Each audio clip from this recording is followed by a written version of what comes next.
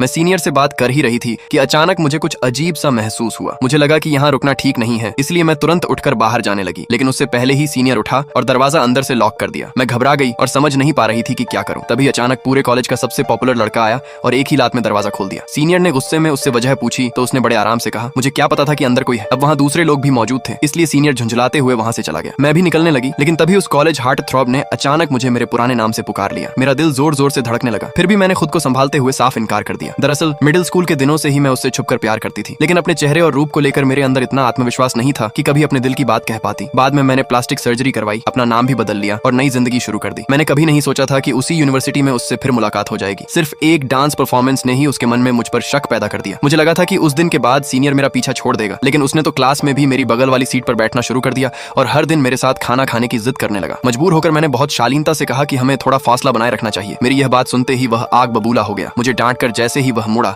अगले ही पल जोर से फिसलकर जमीन पर गिर पड़ा। मैं पलट कर देखती हूँ तो सामने वही कॉलेज हार्ट थ्रॉब खड़ा था।